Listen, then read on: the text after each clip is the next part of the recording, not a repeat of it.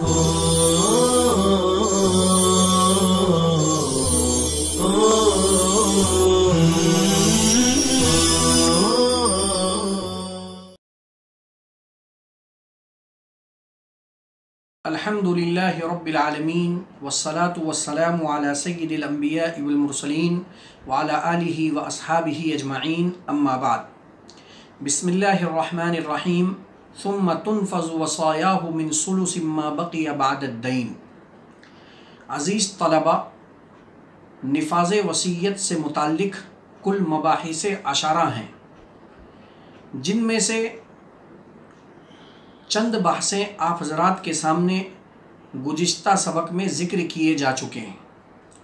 उनमें से बहस अव्वल वसीयत के लुग़वी व इस्तिलाही माना, बहस सानी वसीयत को वरसा पर क्यों मुक़द्दम किया गया, बहस सालिस नफ्स वसीयत के जवाज़ की दलील, बहस राबे मशरूइयत वसीयत की हिकमत, बहस खामिस सुलुस माल में जवाज़ वसीयत की दलील नकली व अक़ली, बहस सादिस मा बक़िया के सुलुस में जवाज़ वसीयत की वजह क्या है। ये कुल 6 बहसें थीं जिनसे मुताल्लिक़ गुज़िश्ता सबक में गुफ्तगू की जा चुकी है। आज की इस मजलिस में बहस साबे इस्तिलाहात वसीयत पर गुफ्तगू करना है। वसीयत में कुल इस्तेमाल होने वाली जो इस्तिलाहात हैं वो 3 हैं। नंबर 1 मूसी, वसीयत करने वाले को कहते हैं। नंबर 2 मूसा लहू, उस शख्स को कहा जाता है जिसके लिए वसीयत की गई हो। नंबर 3 मूसा बिही, उस चीज़ को कहा जाता है जिसकी वसीयत की गई हो। तो मूसी वसीयत करने वाले को, मूसा लहू जिसके लिए वसीयत की गई हो, मूसा बिही जिस चीज़ की वसीयत की गई हो। बहस सामिन अरकान व शराइत वसीयत। अरकान वसीयत 2 हैं, ईजाब ऑफ़र करना, ईजाब करना, कबूल एक्सेप्ट करना। शराइत वसीयत, शराइत वसीयत में सबसे पहले मूसी की शर्तें। मूसी की कुल 3 शर्तें। पहली शर्त है मूसी आज़ाद आकिल बालिग हो। दूसरी शर्त है मूसी अपने किए गए वसीयत पर राज़ी हो। इसी वजह से हाजिल मजाक करने वाला, मुकरह जिससे ज़बरदस्ती वसीयत करा ली गई हो, खाती गलती से वसीयत करने वाला, इन तीनों की वसीयत सही नहीं है। तीसरी शर्त है मूसी ने मरने से पहले पहले अपनी वसीयत से रुजू ना किया हो। तो ये मूसी यानी वसीयत करने वाले की शुरूत सलासा है। दूसरे नंबर पर है मूसा लहू की शर्तें। वो शख्स जिसके लिए वसीयत की गई है उसके हक़ में वसीयत कब सही होगी। उसकी पहली शर्त है कि मूसा लहू बवक्त वसीयत ज़िंदा हो, ख्वा हकीकतन हो, जैसे कि हम ज़िंदगी में मुशाहदा करते रहते हैं ज़िंदा आदमी, या तकदीरन ज़िंदा हो, उसकी मिसाल हमल, माँ के पेट में बच्चा। तो जिस वक्त मूसी यानी वसीयत करने वाला वसीयत कर रहा है उस वक्त मूसा लहू ज़िंदा हो, चाहे हकीकतन हो चाहे तकदीरन।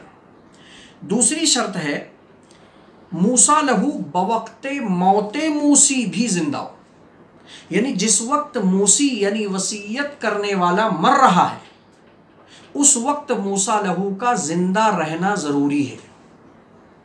जैसा कि अगर आपको याद हो तो हमने शराइत मीरास में ज़िक्र किया था हयातुल वारिस इंद मौतिल मूरिस, कि उसी वारिस को विरासत मिलेगी जो अपने मूरिस के मरने के वक्त बाहयात हो, ज़िंदा हो। और वसीयत चूँकि उख्तुल मीरास है, इस वजह से यहाँ पर भी मूसा लहू का मौते मूसी वसीयत करने वाले के मरने के वक्त बाहयात होना ज़रूरी है। अगर मूसा लहू पहले मर गया, बाद में वसीयत करने वाला मर रहा है, तो अब इस वसीयत करने वाले के माल से मूसा लहू के वरसा को कुछ भी नहीं मिलेगा, उसको वसीयत के तौर पर माल नहीं मिलेगा।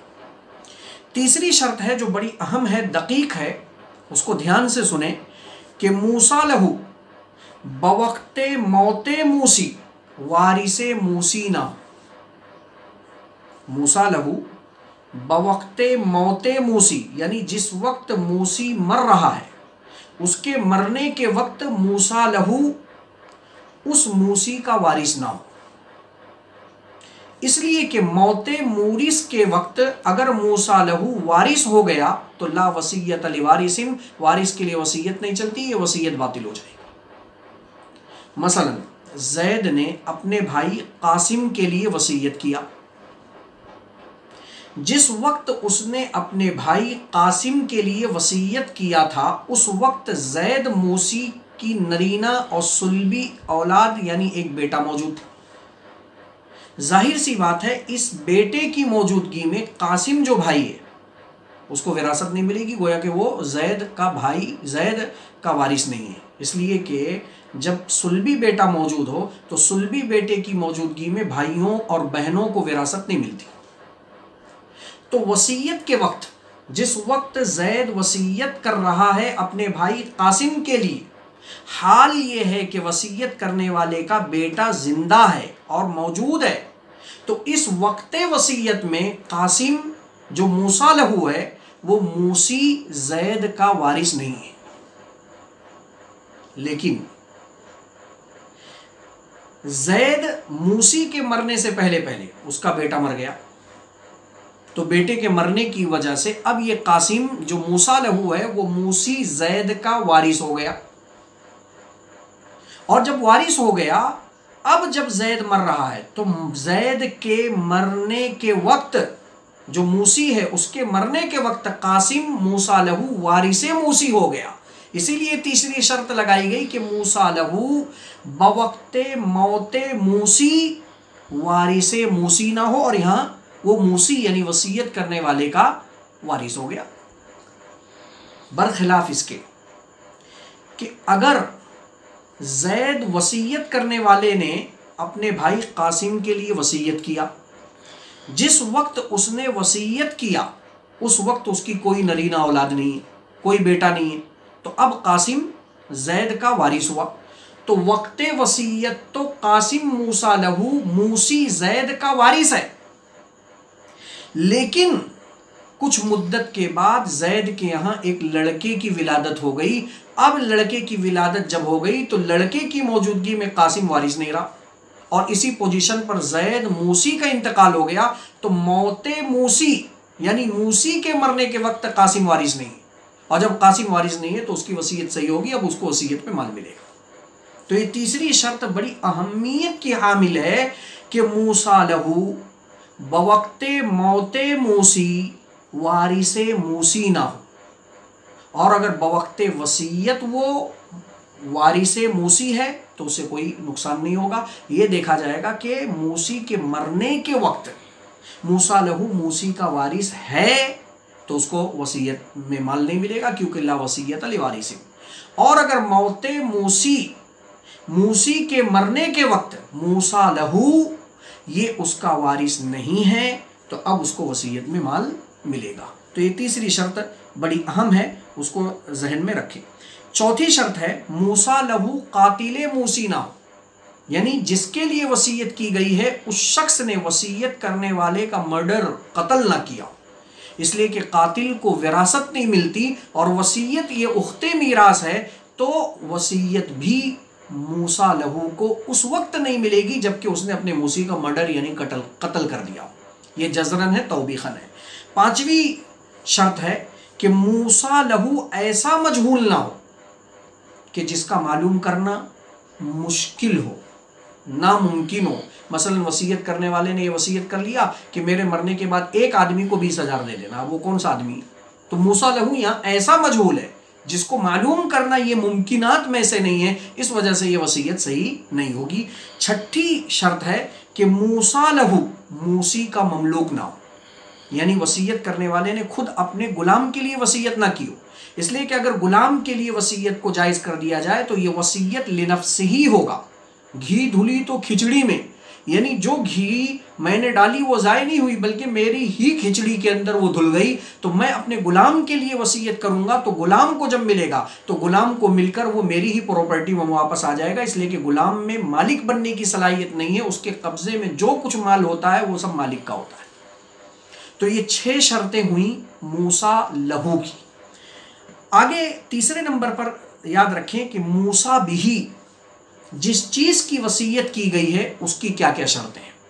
सबसे पहली शर्त है कि मूसा बिही माले मुतकव्वम, शरीयत में वो माल हो और मुतकव्वम हो। अगर वो माल तो है लेकिन गैर मुतकव्वम है, मसलन शराब की वसीयत कर दी या खिंजीर की वसीयत कर दिया, तो शरीयत में माले मुतकव्वम है ही नहीं, वसीयत ही सही नहीं होगी। दूसरी शर्त यह है कि मूसा बिही काबिल तमलीक हो, यानी ऐसी चीज हो जिसका मालिक बनाना मुमकिन हो। अगर वो ऐसी चीज की वसीयत कर दे जिसका मालिक बनाना मुमकिनात में से नहीं है तो वसीयत सही नहीं होगी। तीसरी शर्त है कि मूसा बिही, मूसी की अपनी जाती प्रॉपर्टी हो, अपनी जाती ममलूका शय हो।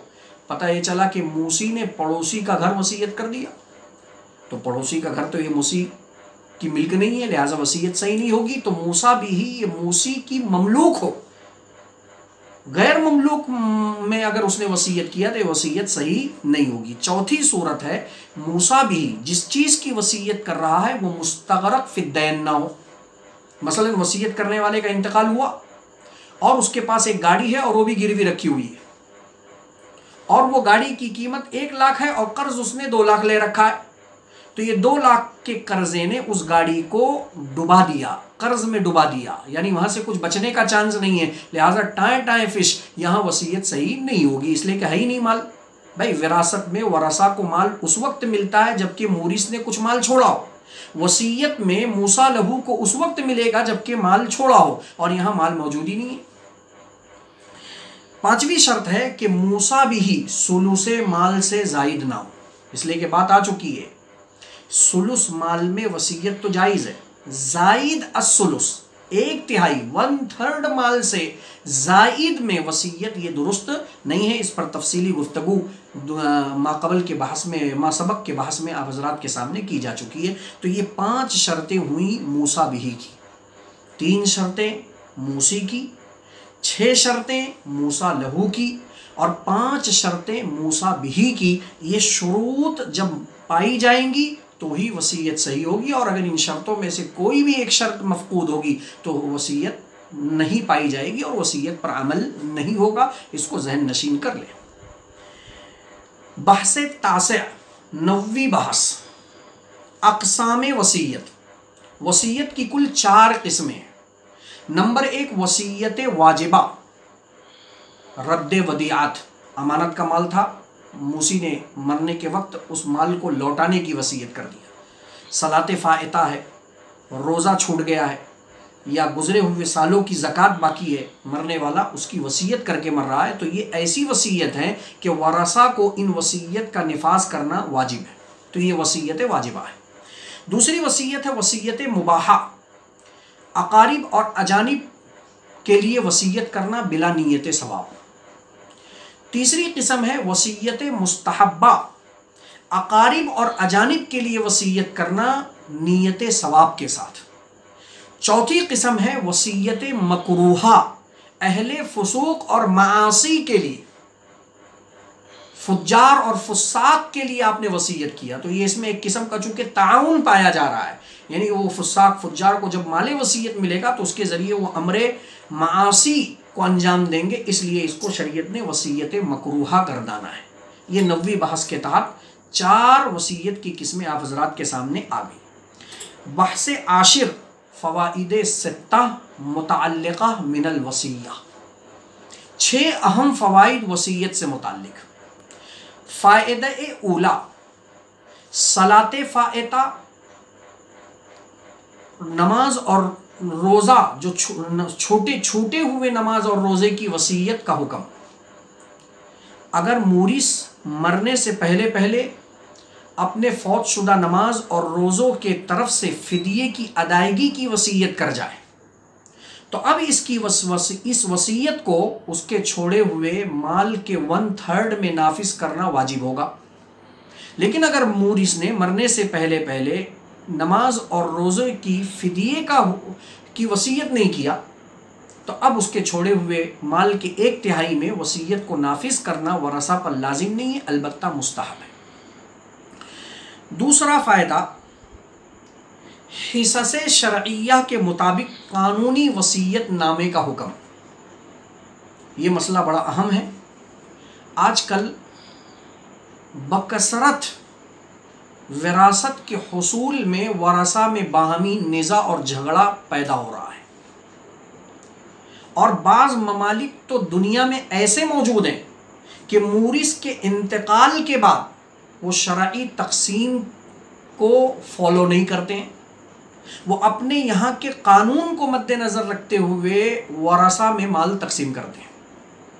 तो ऐसी कंट्री का रहने वाला शख्स जहाँ उसे इस बात का अंदेशा हो कि मेरे मरने के बाद मेरी कंट्री और मेरे मुल्क का कानून शरई ज़वाबित और क़वाइद के पेश नज़र माल तकसीम नहीं करेगा, या मूरिस को इस बात का अंदेशा हो कि मेरे मरने के बाद मेरे वरसा आपस में लड़ मरेंगे, झगड़ पड़ेंगे, ऐसा शख्स अगर कानूनी वसीयत नामा बनाए, वकील द्वारा नोटरी निकाले और उसको स्टाम्प पेपर के ऊपर लिखाए, उस पर कोर्ट का थप्पा लगवाए और किसी मुफ्ती या आलिम से वो अपने मरने के बाद जो मौजूदा वरसा है इम्कान है कि इम्कानी शक्ल में है, जबकि उसको इस बात का यकीन है कि अगर मैं पहले मर गया तो मेरे पीछे जो है ना ये वरसा मौजूद है, उन वरसा का नाम देकर हिस्से शरइया को मालूम करके उसी हिस्से शरइया के मुताबिक अगर वो वसीयत करता है कि मेरी बीवी को 8वां हिस्सा दे देना, मेरी जो एक बेटी है उसको आधा हिस्सा दे देना, मेरी जो माँ है उसको 6ठा हिस्सा दे देना, मेरा बाप जो है उसको 6ठा दे देना, और जो बचेगा वो बतौर असूबत के उसको दे देना। जो भी हिस्सा निकल रहा है मुफ्ती ने या आलिम ने उसको जो हिस्सा शरइया बताया है, उस हिस्सा शरइया के मुताबिक अगर वो कानूनी विरासत नामा बनाता है, तो सवाल ये पैदा हुआ क्या ये कानूनी विरासत नामा जिसको उसने वसीयत नामे के नाम से बनाया है, गोया मैं ये लिखेगा कि मैं इसमें वसीयत करता हूँ, तो ये वसीयत तो वारिसीन के लिए हुई, और ये बात आ चुकी है कि ला वसीयत लिवारिसिन इन्नल्लाह क़द अअता कुल्ल ज़ी हक़्क़िन हक़्क़हु अला फला वसीयत लिवारिसिन औ कमा क़ाल सल्लल्लाहु अलैहि वसल्लम। जनाब नबी पाक सल्लल्लाहु अलैहि वसल्लम ने इरशाद फरमा दिया कि सुनो, अल्लाह रब्बुल इज़्ज़त ने हर साहिब हक़ को उसका हक़ दे दिया है, लिहाजा अब किसी वारिस के लिए वसीयत जायज़ नहीं है। तो ये जो कानूनी वसीयत नामा वो बना रहा है अपनी ज़िंदगी में इस बात के इम्कान पर कि मेरे मरने के बाद मेरे वरसा आपस में लड़ मरेंगे, झगड़ा करेंगे, या मेरी कंट्री, मेरा मुल्क हिस्से शरइया के मुताबिक विरासत को तकसीम नहीं करेगा, इस अंदेशे के पेश नज़र अगर वो अपने वारिसीन के लिए वसीयत कर रहा है, मेरी बीवी को इतना दे देना, मेरे बाप को इतना दे देना, मेरी माँ को इतना दे देना, मेरी औलाद में इतना दे देना, और ये जो बोल रहा है वो कानूनी शरई हिस्स की रोशनी में बोल रहा है, उसी के मुताबिक बोल रहा है और लिखवा रहा है, तो क्या ये भी हदीस पाक ला वसीयत लिवारिसिन के खिलाफ होगा?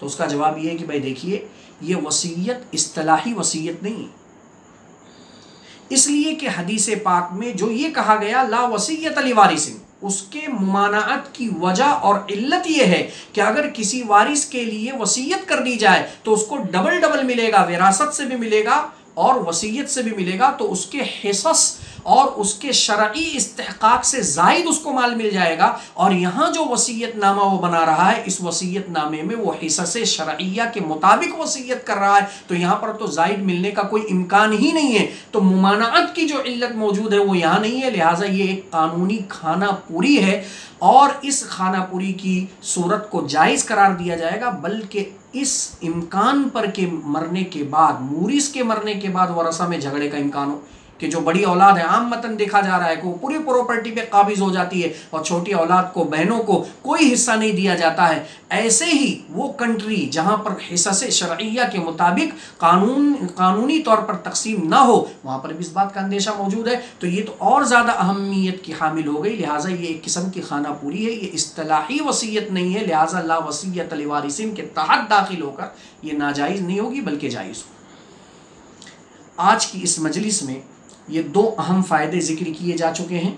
इंशाअल्लाह 4 जो फ़वाइद हैं वो आइंदा मजलिस में आपके सामने ज़िक्र किए जाएंगे। अस्सलामु अलैकुम व रहमतुल्लाहि व बरकातुहू।